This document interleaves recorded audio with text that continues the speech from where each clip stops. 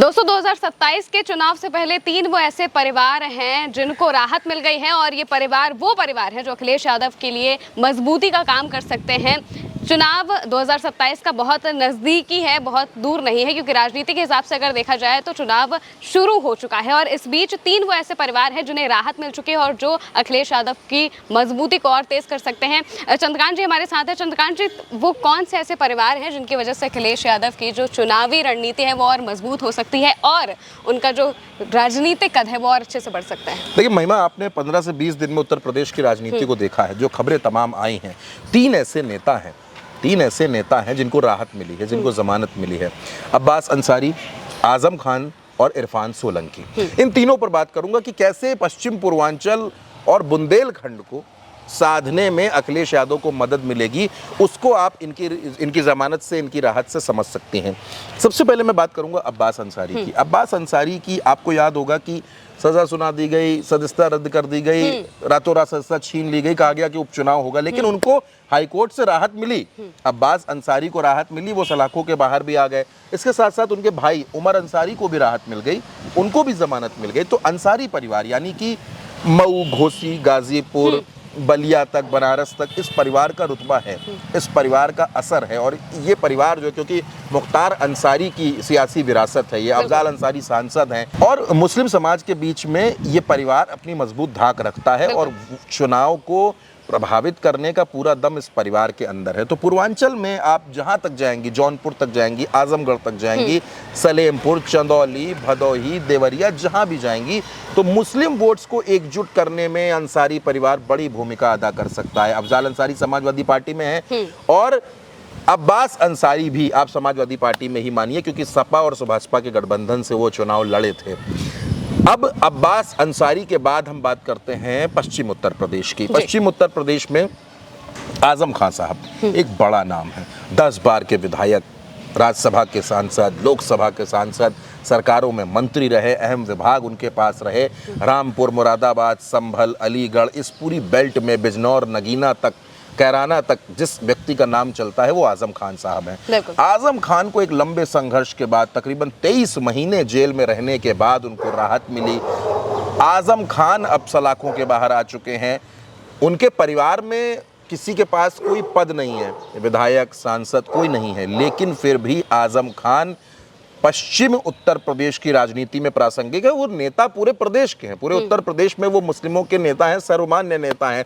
और जिस हिसाब से उनके ऊपर सितम हुआ है, जिस हिसाब से वो परेशान हुए हैं, उससे भी मुस्लिम समाज में एक बड़ी सहानुभूति आजम खान के साथ दिखती है, वो नजर आती है। तो आजम खान को भी राहत मिली है, आजम खान भी सलाखों के बाहर आए हैं। और अभी जो बिल्कुल ताज़ा मामला है, हालांकि जिस वक्त हम और आप बातचीत कर रहे हैं वो सलाखों के बाहर नहीं आए हैं, लेकिन जमानत मिल चुकी है पूर्व विधायक इरफान सोलंकी को। कानपुर में सोलंकी परिवार का रुतबा है।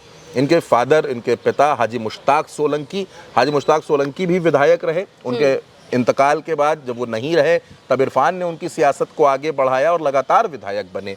इरफान सोलंकी को भी जमानत मिल चुकी है। तकरीबन 2 साल से इरफान सोलंकी जेल में बंद हैं। उनकी विधानसभा की सदस्यता भी चली गई। हालांकि उपचुनाव हुआ तो उनकी पत्नी विधायक बन गई, नसीम सोलंकी। लेकिन अब इरफान सोलंकी भी बाहर आएंगे। तो कानपुर का जो बेल्ट है पूरा, कानपुर से लेकर आपका अकबरपुर तक आप चली जाएंगी, उसके बाद कन्नौज तक चली जाएंगी, तो मुस्लिम समाज जो है वहाँ इरफान सोलंकी का जो परिवार है वो मजबूत दखल रखता है। इरफान सोलंकी के परिवार की इज्जत है, क्योंकि हाजी मुश्ताक सोलंकी ने कानपुर के लिए बहुत काम किया था, समाजसेवी नेता के तौर पर उनकी पहचान होती थी। तो आजम खान का परिवार, इरफान सोलंकी का परिवार, और अगर आप देखें तो यहाँ पर अंसारी का परिवार, मुख्तार अंसारी और अफजाल अंसारी का परिवार, ये जो तीनों पारिवारिक राजनीतिक तौर पर मजबूत लोग हैं, ये अखिलेश यादव के लिए 2027 में बड़े मददगार हो सकते हैं।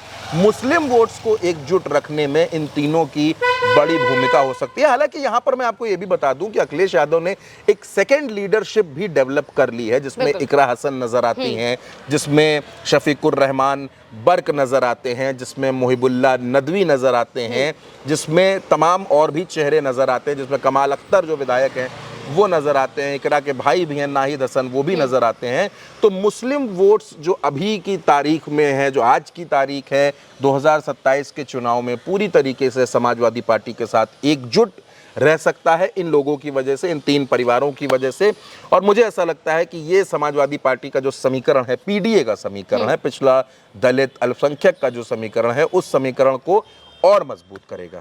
बिल्कुल। और जिस तरीके से जब आजम खान बाहर आए थे तो उनको लेकर भी जो बातें चल रही थी कि वो इधर उधर हो सकते हैं, उस पर भी पूरी तरीके से साफ चीज़ें कर दी अखिलेश यादव ने भी, आजम खान ने भी। दूसरी तरफ शिवपाल यादव भी कहने लगे कि भाई वो कहीं नहीं जा रहे, वो हमारे साथ ही रहेंगे। ये सारी जो खबरें बताई जा रही थी, उड़ाई जा रही थी, नैरेटिव चेंज करने की कोशिश की जा रही थी, इससे भी क्या अखिलेश यादव को मदद मिलेगी? क्योंकि अब वो चीज़ें साफ हो गई, तो ये क्लियर हो गया कि आजम खान वहीं पर है। देखिए, आजम खान बहुत साफ बोलने वाले नेताओं में गिने जाते हैं। बड़े कम शब्दों में वो बड़ी गहरी बात कह देते हैं। जब उनसे ये सवाल हुआ तो उन्होंने कहा कि अखिलेश यादव नेताजी को बड़े प्रिय रहे हैं और जितने वो नेताजी को प्रिय रहे हैं उतने ही हमको प्रिय हैं और हम चाहते हैं कि उनकी सरकार बने। वो अखिलेश यादव को अपने बेटे की तरह देखते हैं और बड़ा मजबूत रिश्ता आजम खान और अखिलेश यादव के बीच में है। अखिलेश यादव 8 अक्टूबर को उनसे मिलने भी जा रहे हैं, मुलाकात भी करने जा रहे हैं। बड़ी अहम मुलाकात है क्योंकि मायावती 9 अक्टूबर को बड़ी रैली कर रही है, तो उससे एक दिन पहले अखिलेश यादव एक बड़ा संदेश देंगे।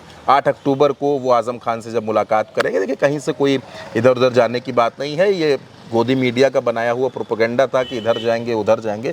आजम खान ने स्पष्ट कर दिया कि वो समाजवादी पार्टी के साथ है, समाजवादी पार्टी के साथ रहेंगे। बिल्कुल। यानी कि इस तरह से अब 2027 के चुनाव से पहले जैसे ही ये जो परिवार है ये और मजबूत हो गए हैं, क्योंकि इनके जो बड़े बड़े नेता हैं वो अब जेल से बाहर आ चुके हैं और यही मजबूती आने वाले चुनाव में समाजवादी पार्टी की मदद करने वाली है। क्योंकि इनका अगर हम मुस्लिम समाज के अंदर इनकी पैठ अगर देखें तो वो बहुत अच्छे तरीके से है और जब से वो जेल में थे तब से भी उनको लेकर सहानुभूति लोगों के अंदर डेवलप हो रही थी, जो कि आने वाले चुनाव में समाजवादी पार्टी को काफ़ी फायदा दे सकती है। फिलहाल के लिए मेरे साथ इस चर्चा में इतना ही। आप देखते रहिए भारत एक सोच।